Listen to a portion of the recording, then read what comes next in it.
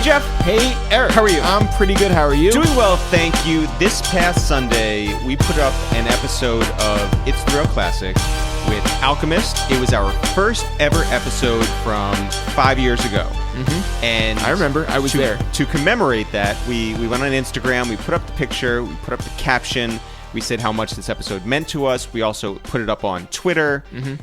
And then the Alchemist responded, and he said, yo, I think it's about time that we do another one. Okay, now here's the thing.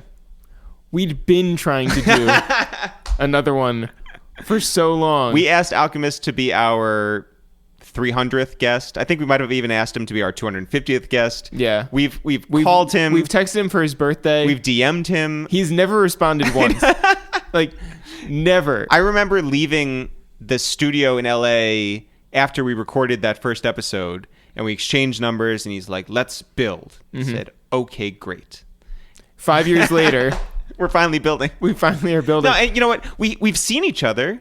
It's just, now it's, I don't know. He felt like we should take advantage of the time. And by the way, ever since, great texter. Oh, you mean the last 2 days? The last 2 days, he's been a fantastic texter. One of the best people to text.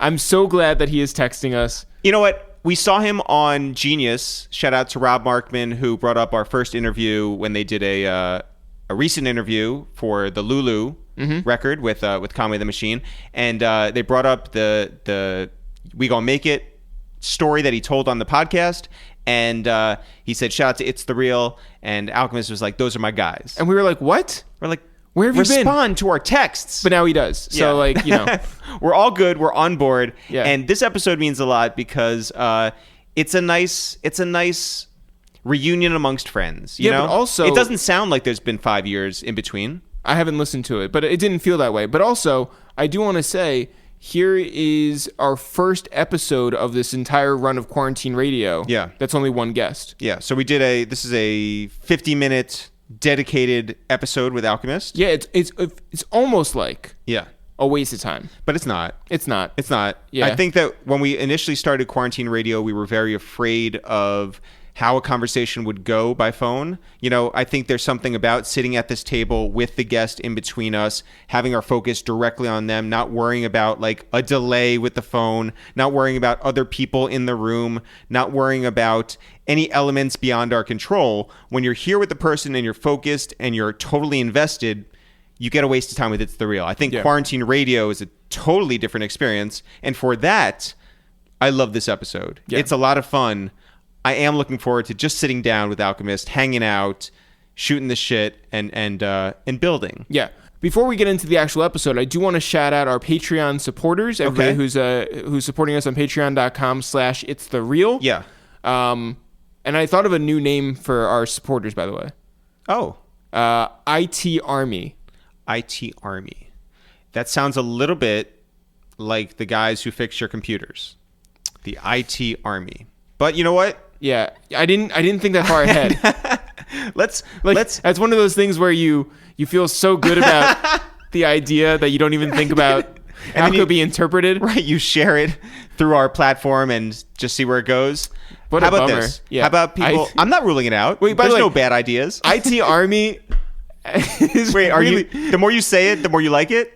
Well, now that I think that it's like a Genius bar with like knives, I really fuck with it. The IT Army. IT Army. Listen, guys. Anyway, I have to shout out some people. I want to shout out Richard Baudou. I want to shout out Marat Berenstein. And I want to shout out Olivia Martin, all of our last 3 supporters from yesterday. Yo, shout out to all of our supporters who have gone to patreon.com/itsthereal and signed up to contribute on a monthly basis, whether it's $2, $3, $5, $10, a lot more dollars. People have been very giving. This is a very interesting time that we're living through for you to support art, for you to support everlasting conversations. Yeah, and all of it matters. This right here, we sincerely appreciate it. So thank you very much. Jeff, let's call out to the west side of Los Angeles, California, and get on the phone with the one and only Alchemist. Yo. Alchemist! What up? Yo. What's happening? How are you? Good. What's up, brothers? Everything's good. You know, as you saw the other day, it's been 5 years since we talked to you on this podcast. You were the first ever guest, and we just wanted to thank you for that because this was an unproven platform for us. You know, might have been unsure about the conversation that was ahead of you, but it proved to be timeless, and people reference it all the time. We just really appreciate the fact that you took a chance on us. And that's it. Goodbye. It was unproven and unsure. Al, when you link up with artists, especially like unproven collaborators, there has to be like a difference with the type of satisfaction than you get with working with seasoned veterans, wouldn't you say?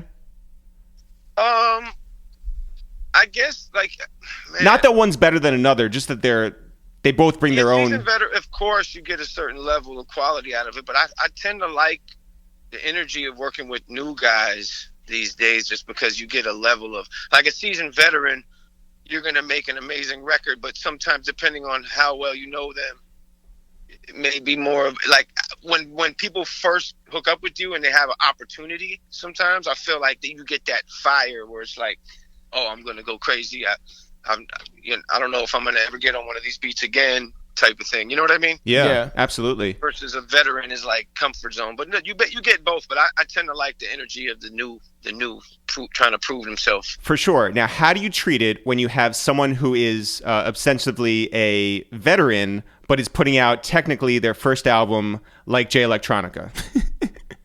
I know that's crazy, right? It's all in one.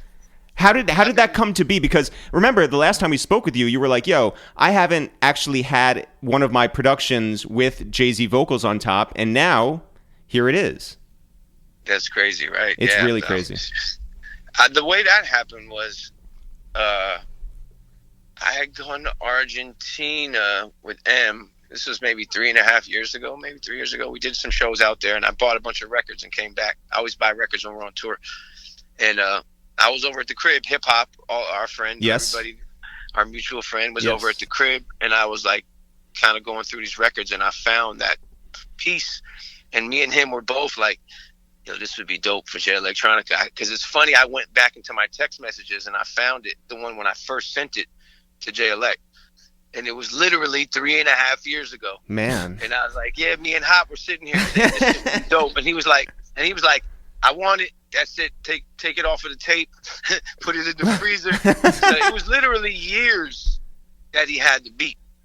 Man, so it kind of sat for a while. Yeah, I almost lost faith in it, but I'd never, with Jay Electronica, he's like, that's just like a special person, as a human, as an artist, everything. And I just always wanted to do something with him from the day that we linked. Yeah, so I mean, it was always like, just keep the faith in it. We'll see. Because he always told me, don't worry, it's going to turn into something. and it's funny that he ended up being the bridge for me to link with Jay-Z finally. So that's pretty dope. Yeah, I mean, like, how did you get the call that the project was actually happening?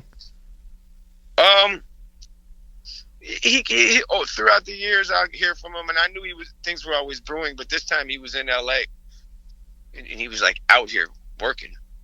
So I knew it was serious because I know Guru was out here, and he hit me up, and it was like, okay, they're really going in.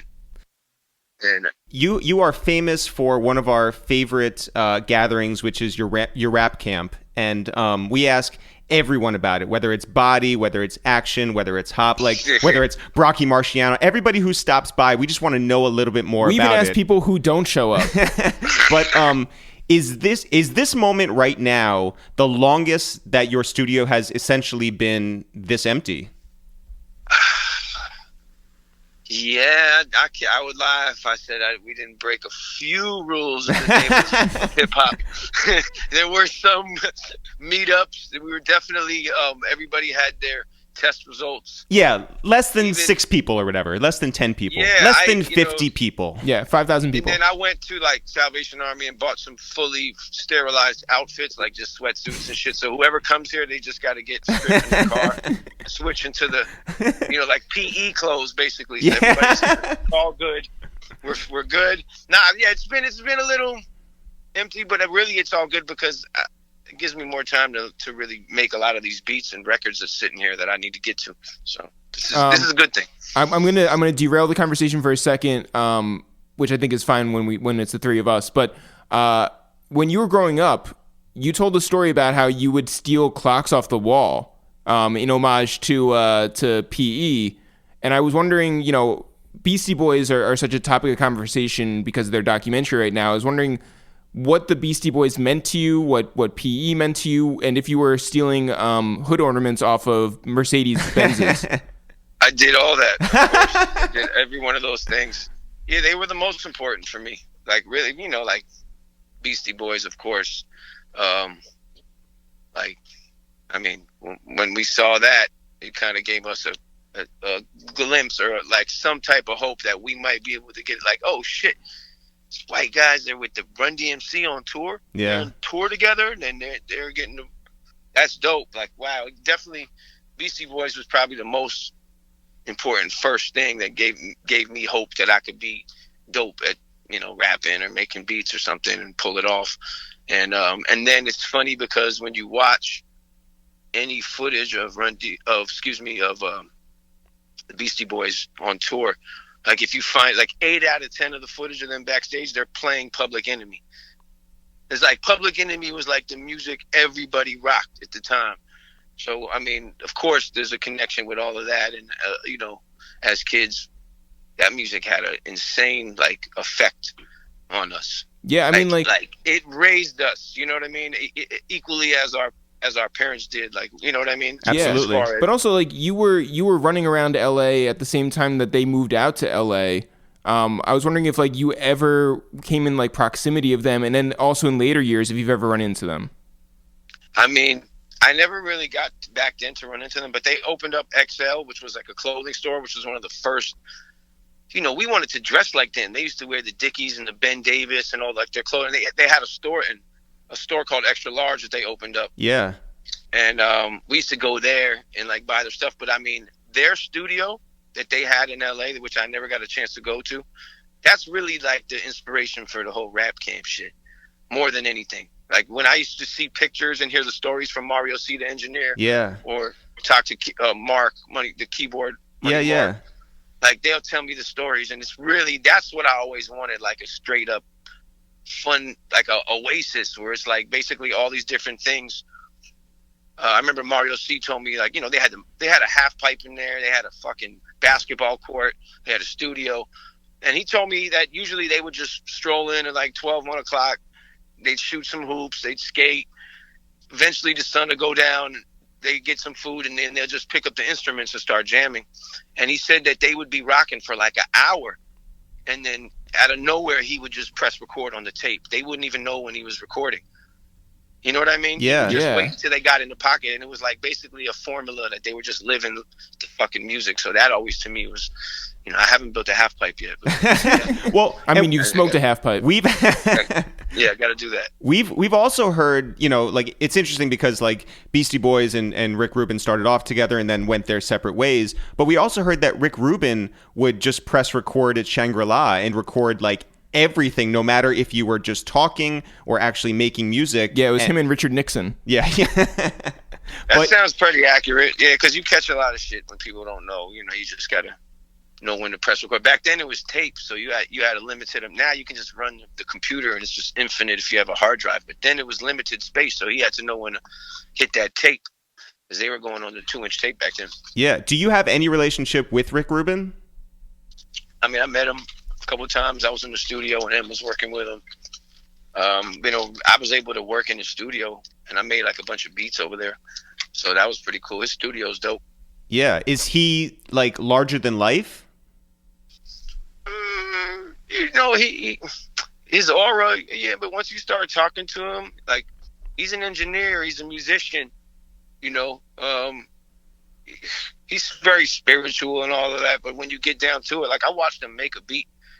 I watched him with the turntable throwing in the sound, so did nobody tell me shit. He definitely gets busy. Yeah. Yeah, and plus he made all this stuff we grew up off. So, but yeah, I mean, he's definitely a cool guy that I've definitely been able to talk to him, and I don't think he knows fully who I am totally. I think he thinks I'm M's DJ, and that's just fine with me. Who's the strangest person that maybe like we don't know who's shown up to one of your rap camps? Kevin Durant. Really? Yeah, that's the big homie. Wait. Did he show up like to make music, or did he just show up to like catch a vibe, or to play basketball, or to do the half pipe? I can't confirm nor deny any of that, but he's definitely was hanging out. Well, because obviously, like everyone's heard that Chris Bosh showed up at the Dreamville Revenge sessions down in Atlanta, and he was there to actually make beats. So that's fire with KD showing up. I mean, yeah, I think who did the beat for Chris Webber did a beat for Nas. Yeah, he did. Yep. Hey, listen, Cedric Ceballos used to get busy. Yep. On guitar, right? I'm not, but KD was chilling. But yeah, there's always random people, but yeah, I definitely the ball player connect is there. Baron Davis is my big homie too, so sometimes he might pop off. Al, who's the person who has stayed the longest at your spot? Damn. I don't know. I can't put anyone on blast like that. Well, because we know Sean Price, rest in peace, stayed for like a week at a time. Yeah. Obviously, like Hop would stay over. Like no one had a residency at your spot. Earl's basically could have a key. Okay. Earl might as well have a key. Yeah. Earl basically he did at one point have the studio next door. Really? Yep, there was a period of time when he was rocking over there, but he's over here all the time. So was he a good neighbor? He was an excellent neighbor. There you go. Great. How do you? Obviously, you talked about like this is a time where you can just work, and work. How do you take time to rest your ears? Do you like go out for walks? Do you meditate? Do you like? Come on, bro. Brothers is working. Brothers is working. Have you ever seen that? I don't know if you're talking to us or you're talking to someone else there. Look up Swiss Beats Ralphage prank call. Swiss is a legend. Yeah, he is. He just said, "Brothers is working. Brothers. Come on, bro." He did a hook. He did a live hook for the guy. Man. Yeah, but we're staying busy. Oh, I'm that's sorry. good. What did you say the question was? I said still in the Swiss Beats. I said, how do you rest your ears? How do you go off into some space and just turn your brain off? Nature.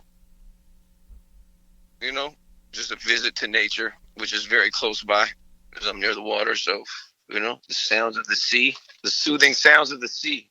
Pacific Ocean, soothing sounds of the Pacific Ocean. Yeah. Is that the name of your next EP?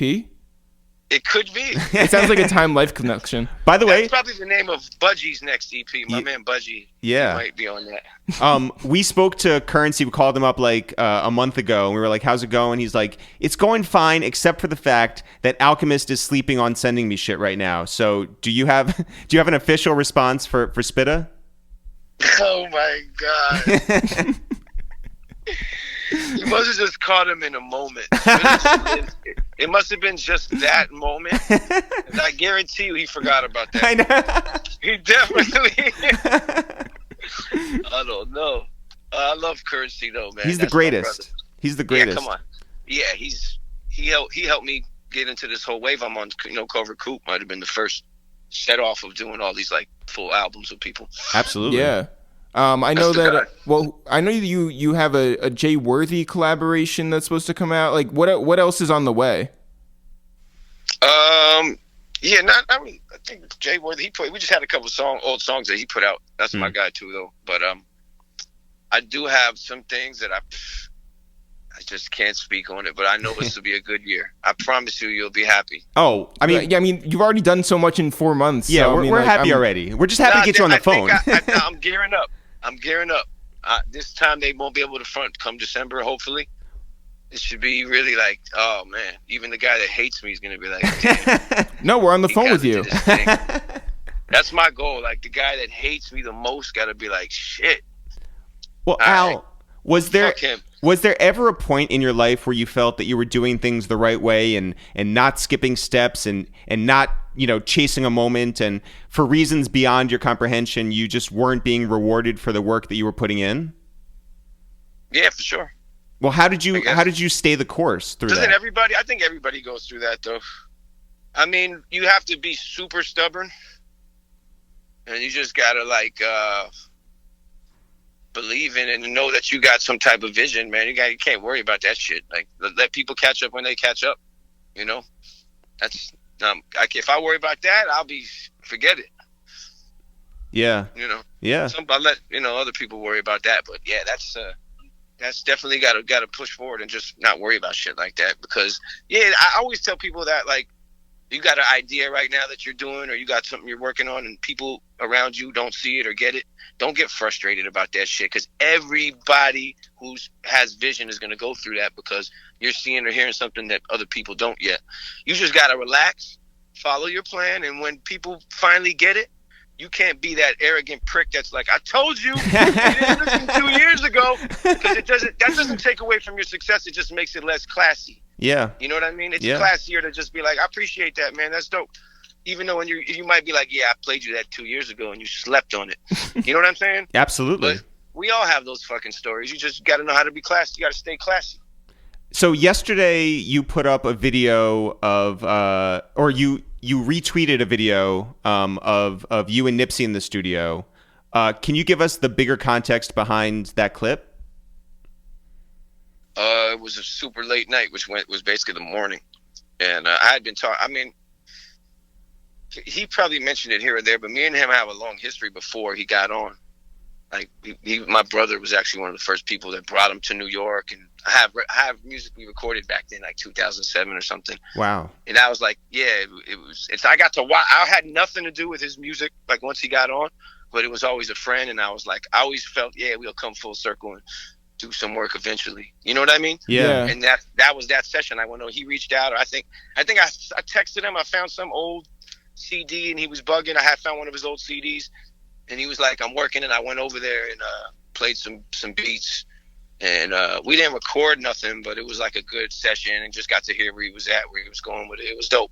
And I think Mike and Keith probably got some more footage from that morning or night or whatever. But yeah, but we don't, a lot of people, it's not really known, but yeah, me and him and my brother was real tight with him. That's amazing. Well, how did your brother meet him? Through my friend Ma, just a friend that he went to high school with, who was hanging out, and kind of when Nipsey was young and really, really gang banging. Like, his first music was basically advertisements for the 60s. You know what it was? Yeah. Great. Yeah. But when it was funny, because that was one of the things I always felt like, if he could calm it a little bit. And then when he finally came out with his single, and he was like, I'm turned up because I was raised in the 60s. I was like, oh, he figured it out. He kind of finessed it, because that was like, I grew up in the 19s. You know what I'm saying? Yeah. He didn't. He just finessed it, and I was like, oh, that was dope. You know. But yeah, I never had nothing to do with any of his music. That was the homie. I do think that, when you see the shot turn around and he flips the camera at his face, and he just, like, makes it's like that moment in Fade to Black when, like, Jay is making that face when Tim is playing him beats. It felt like that. You know what I'm saying? That's dope. Yeah, there was a couple of things. I wish we would have recorded something, but who knows? Maybe they got something in the computer. Well, what was the first time you saw Fade to Black like? Where were you? Like, did you see it in the theaters? Like, what? You ready for this one? You've never seen it. You ain't even ready for this. You're not ready for this. I've never seen Fade to Black. Never seen it? This is a thing about me and Evidence. He always makes fun of me about this, because he's like, he thinks I'm lying. Because one day because I put out a DVD back at that time when I put my DVD out, and he was like, it was just like, you must have seen it. I said, I've never seen it. And so, because he never believed me, as was just some stubborn shit, I've still never watched it. Wait, okay. I know that Just Blaze has never seen it either. I've never that's Fade to Black. I'm shocked. Listen, I've seen pieces of it. I've never sat and watched Fade to Black. I think here's what we need to do. So, we have another podcast that we do with the Locks where we review movies with them. We need to, when this is all over, we need to watch Fade to Black. We need to congregate all of us and watch it. I didn't want to get too influenced, because Jay is like one of the, you know what I'm saying? Come on. Yeah. Greatest of all. And it was funny, because Ev told me when he saw it that he's like, you had to see it because you were doing something in your documentary that was similar. I said, bro, on God. And now I'm never watching it just because you don't believe me. By the way, your documentary is shot so differently, I find. I don't know what he was talking about. Yeah, I'm like... He must have been referencing some shit. But, I mean, I've seen clips of it. You know what I mean? I saw backstage. Hey, Jay's the best. Yeah. You already know that. Yeah. But yeah. In terms of your rap camp and when it started out, obviously like Prodigy had gone to do his bid, and you had this open environment, having like all these kids stop by, whether it was like Schoolboy Q or Earl or Mac or Action or whoever. Is that type of thing that happened, on the west side of LA at all possible in New York City? Nah, I think well, at least in the time that I was out there, I wasn't ready to do it. I guess the circle of talent that was around me, if I had something like that back then, but it was always just me in an apartment, and I would go to other studios and shit like that. So it was like, yeah, it would have probably been more about hits if it was in New York, or about chasing, Hot 97 or the radio. To me, that was kind of always a trap a little bit in New York. It was like all the artists that were hot started getting caught up in like New York, and getting something to the flex. You know what I mean? And it was like, yo, this world is way big. I think some of the West Coast artists, I think for whatever reason, maybe because Power 106 was so far out of touch, like they just went somewhere else. Yeah. You know what I mean? Yeah. Where it was like, I don't remember anyone in LA that I was working with, like, we got to get on Power 106. But a lot of New York artists, it was always like Flex or Hot 97, and it was like at some point you start chasing that where you don't realize this game is way bigger than just the city you're in. But we all got to travel a lot, so I already got to see that shit. That shit was a global thing. So, well, wasn't it like that LA artists felt like they weren't supported by radio, and so like it wasn't even like worth it to try and chase that? Probably that's what it seemed like. For some of the younger guys that were coming up, they didn't listen to the radio anymore anyway, so it didn't really fucking matter. There was no tight DJ like Flex or something on the West Coast. It was like you had to go through him, to get hot in New York. But, I think that was part of it. You know what I'm saying? And then everybody was just finding their own lane and touring, and the internet was popping. And, I remember when I first seen, like the Odd Future shit. I remember the first day when Kendrick and Schoolboy came to the crib, so watching everybody just after this, this whole run is like definitely dope, because that shit helped me a lot. Because if I hadn't had my eyes and ears open and was one of those guys that was trying to just live off what I had already done, it would have been a wrap. You know what I mean? Well, what made you go back to LA? Like, when did you leave New York? What was it? I still got my spot there, but I built the studio here and I started working here more. So it's like, I'm gonna stay over here and make this my main spot. It was probably around that time, like 2010. Just when like the energy started changing in LA, and it was like, okay. Yeah, it was just like, why leave? This is it. There's so much going on here. This is like a factory. We were cooking, doing rap, we were doing everything. So it was just like a whole lifestyle. It was like, shit, why would I leave? You know what I mean? Well, what was the West Side like when you were growing up? Because you grew up sort of like, you grew up in Beverly Hills, which is not, it's like central, I guess. Yeah. What was on the West Side? Of LA? Yeah. Like what, as far as music? As far as anything, like energy. What was the energy like when you were? We skated, and like we were big into skating early on. You know what I mean? I used to skate before, like that was the main thing before rap. It was like, they were. This Venice Beach was definitely gangbang center. I mean, yeah, growing up in LA, you had to be aware of all that if you wanted to move around at all. So, we were always aware of that shit. But we skated, until basically, graffiti, all the dumb shit that any kid does. You know what I mean? Of the 5 elements, which have you not done? I haven't done spoken word, no, but dancing. You have not done spoken word? We used to get crazy. No spoken word on this side, but we had a dance crew. You had a dance crew? Like, a lot of people don't know. Like, yeah, there was a club called Ballistics. It was a party called Ballistics that was every Thursday night, and it was thrown by David Faustino. Oh yeah, no, this is and they would have like battles, right? Yeah, at the end of the night there would be rap battles, like with Will I Am and everybody. Yeah. DJ Speed from NWA was the DJ, or if not, it was Homicide or Rest in Peace Rob One. Yeah, and we were all these young kids. DJ Am, who was rapping at the time, he wasn't even a DJ yet, and like Will, me, Scott, Evidence. There's a handful of other guys who used to be all in this like kind of like West Side young kids growing up, kind of meeting up every Thursday at this party. So that was like, Will was insane. So like that was what kind of connected all of us. And that's where like we had like the dance crew and shit. What was your dance crew name? And also, were you ever like in the time when when Prodigy was being made fun of for taking ballet as a kid or tap dance or whatever? Like, what did you ever think that like that footage would come out? Like, were you ever worried about that, or were you too behind the scenes that it didn't even matter? Yeah. This shit was like when Brand Nubian was out. We were dancing to One for All. Like, we had Air Max trainers and long rugbies on, and there was bitches in the party. You could get it. I wish someone has footage of me. I used to get crazy. Please help find it. It was a dope scene in LA at the time. It was like we were all, and Will was like one of the best dancers, and he was exactly how he is now. Can you still dance now? Because Jadakiss can, by the way. Heavily. I just got to implicate some of the new moves into my cachet, but I have definitely stupid dope moves. Yo, crazy. Wait, do you have a burner TikTok account? I saw Jadakiss. He got crazy, but he's kind of rusty. He just does windmills and stuff. He just does windmills? I might be able to cook them.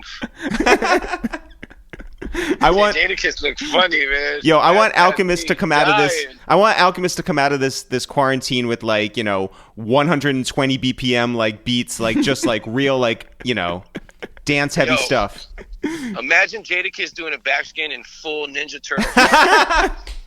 Like, yo, it's come on, yo, rock with us. I was listening back to our podcast that we did from 5 years ago, and we were talking about when you did We Gonna Make It, and you brought it to the studio and they recorded it in front of you. We've been to that studio a number of times, and we love how in the cut it is, how it's like amongst all of these woodworking spots, and it's in a warehouse. And we just love the idea that collaborators would come through and be like, am I being set up? Like, where exactly am I? Do you remember your thoughts in walking up 3 flights to get to their hidden studio? Well, when we did We Gonna Make It, that was actually at the Rough Rider studio. Oh, it was. It isn't far from the D Block studio, but D Block studio literally looks like you're in the Soviet Union. You're like, where the hell? This is an ironclad structure, and it's like you're not sure. Nobody's sure when they go there. No, I had to sell denim to get in. I don't think anyone that went there didn't call one of them. Like, you sure, son? I'm at the right place. Go up this thing. This metal structure. Like, no one's getting in D Block without them knowing. Like, you have to get through various stairs. I love that place, though. Oh, it's the best. I have recorded over there. Shout out to Poobs. That's my guy. Yeah, big shout out to Poobs. Yeah. Love that guy, man. Poobs is the greatest. Is it true that you have a cut with Eminem, Snoop, and Jay? Where the hell did that come from? That was in your Instagram comments. That was by Frederick. Who might have just been kidding, apparently, because you don't know about it. Jesus Christ. I wish I did. That would be dope. Yeah. Some of my favorite recording sessions were Snoop, though. Did you record it at his spot? No, we actually recorded in New York at the time. But, anytime I did anything with him was, the most fun shit in the studio. It's fun. He makes recording fun. It's not you know what I mean? Yeah. I mean, we've never met him, but he seems like the greatest soul, I've met him. Have you? Yeah. No. I can't believe you guys haven't chopped it up with him. He's the greatest, man. I'm telling you. He's really the greatest. Uncle Snoop, man. I love him. Have you been watching the Instagram lives like we've been watching the Instagram lives? Or have you been watching specifically the Verzuz battles like we've been watching? Yes and yes. So... Okay. Yes and yes. Yeah, I'm on. That's the new TV now. You can just flip through the channels, Yeah. See who's doing what. I always stop in on the people who only have one viewer, and I stay for way too long. I got caught a couple times. Did you? Damn, I didn't realize that. I'm like, I didn't even say anything. There's only 15 people in here. They can see you in here. Al, did you like the Teddy Riley and Babyface on Saturday night or the Teddy Riley and Babyface on Monday night better? I like the first one better. It It was insane. Yeah, that was insane. Technology and where we're at is really crazy. But like, I've definitely been bugging since, thinking about how much great music both of them did. Like, I went back, I think, to some of it. Like, Jesus Christ, that whole sound. It was like they just changed the sound. Like, you have to go back to figure out what was like that first New Jack Swing sound. But Teddy Riley, monster. Oh, changed the fucking sound. And it really, the crazy part, he came from the projects and made beats. Like, it's not like he was like this classically trained R&B musician. He did it the same way Marley did it. You know what I mean? Yeah. Started in the projects and then just grew from there, and it became the shit. I think that we should give a lot of credit, by the way, to Swiss and Tim for really like cultivating this moment to create like another wave for guys like that, for people who are of younger generations to learn Babyface and Teddy Riley music, because that's like we see the evidence of the actual like numbers just like going through the roof, and I think that's super awesome. Yeah. Is there any? I mean, like, I know that you've been approached. So I'm gonna guess that, are you just over it, like, because you've already done the tour with Just, like you did, like where's your head at in terms of you actually participating? Shout out to Alfio and Crockett and Spice Adams. They did a good impression of Swiss and Timberland. Did you see that? Yes. Yeah. So good. That shit had me. They're great. It's very good. That shit hurt. I don't know, I'm down. I'm with it. Is Set there? it up. You guys got Swiss number? Yeah, actually we do. Yeah. All right. Send me Swiss's number. All right, we'll do that. Is there any way you don't end with "We Gonna Make It" as your closer? I guess it depends on who I'm sparring with, right? I don't know, but that's up there. That's up there. When you think about collaborations, especially in your life, and let's say that you're not still congregating, more than 6 people in your studio at a time or whatever, is it going to have a huge effect on how you create moving forward? Because, as we've talked about, Rap Camp is this amazing, stew of people that show up that end up making things you never would have planned beforehand or could do by yourself. How do you move forward as a collaborator and as a producer overall? We just break some rules or send an email. I don't think it's going to stop the flow. I don't think it'll stop it. Plus, this is temporary anyways. You know what I mean? Yeah. Well, I certainly hope more temporary than it currently seems like. Yeah. Yeah. Yeah. But I think it's going to, things will get back to whatever, or they'll go to whatever new thing they are, but the music won't ever stop. That we'll just adapt to it. And that to me, that's what was dope about the Verzuz thing, was like kind of reminded me of like, back in the day when they needed to plug in, like doing park jams before they had the power. Like, where are we going to plug in? Just plug into the light across the street. Yeah. Like, where are we going to set this up? Just go on your Instagram. Fuck it. Let's rock it in. And then we figured out that Instagram sound is trash, and now they're going to fix that and get to it. You know what I mean? Yeah. It was Renegade. That's what I liked about it. I like Renegade. So that shit is always like, we can always adapt, When somebody took a record one day and scratched it.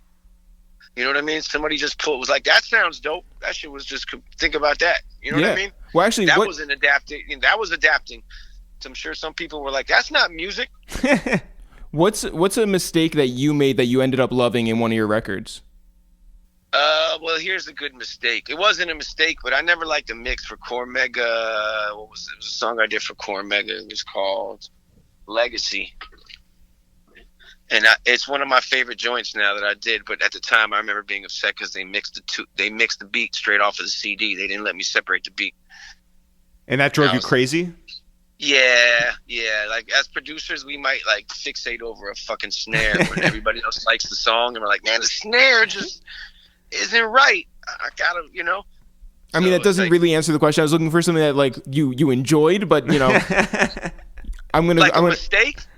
Yeah, a mistake that you were just like, you want to know what, like, that actually like sounds like fucking great now. But like, we can get back, we can move on. But let me think. I gotta think about that one. I know, but I'll tell you, when I do make beats, like one thing I'll do is like, I have like sometimes when I load up the MP and I got like sequences, I'll erase the sounds and load up another beat, but I'll leave the sequence from the old beat. Whoa. and it's like just fucking shaking a hat and throwing a bunch of things and seeing what you get. And I did get a couple good mistake beats like that. So that was good. That's really good. Yeah. What's think of one as an example, but yeah, good old mistake beat is good. What's a question? So I know you had a relationship with Yams, like, and he was such a rap nerd, like he loved history.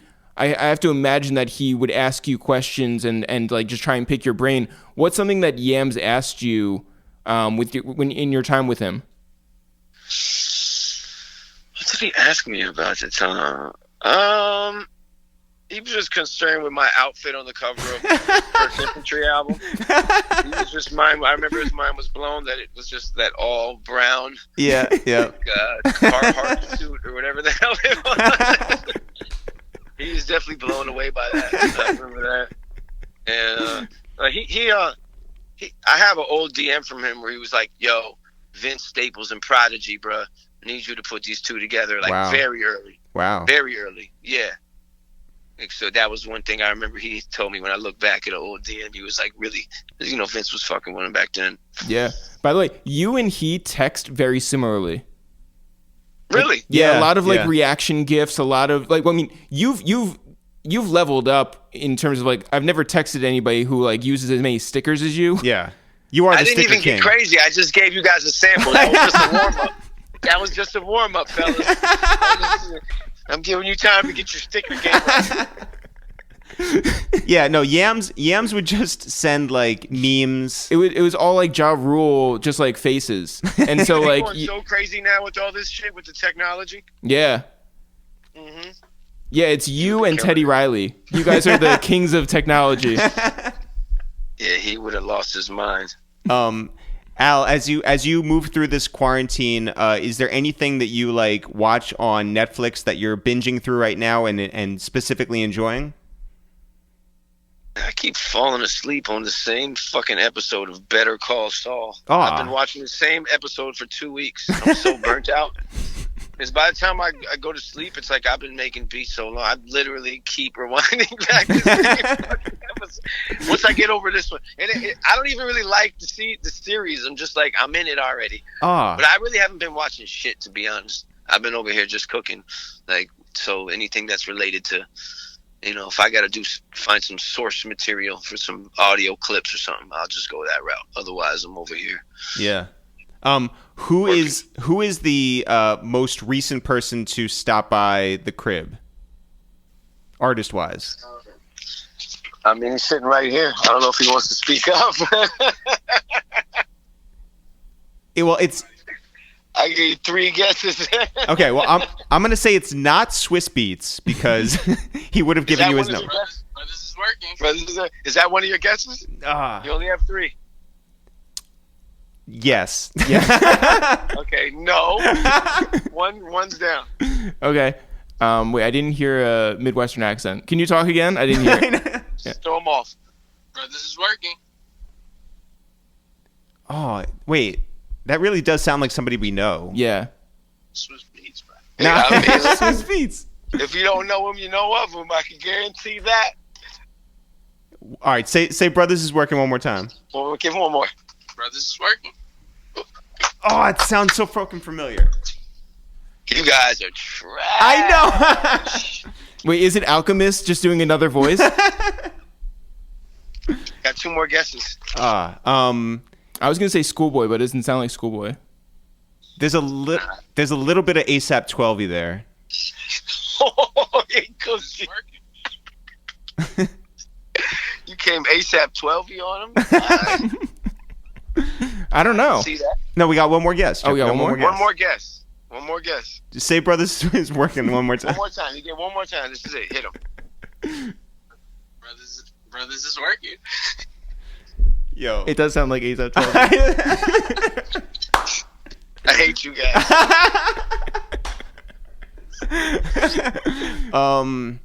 Man. If you don't guess it, I'm not telling you. No, of course. But down to the last guess. Brocky Marciano. Is that your guess, sir? No. Right. We do this as a team. Damn. Okay. Is it somebody? Damn. Is somebody who's been on the podcast? That's a good question. Is it somebody who's done y'all podcast? Nope, he ain't done y'all podcast yet. All right, if we give you Swiss's number, you'll give us this person's number off the record. Yeah. Damn, you guys. I know we're terrible. Give him a clue. He said the clue is he's working. Wonderful. Is it Jay Electronica? Nope. Do you think you perform better like with people watching or when you're alone in the studio?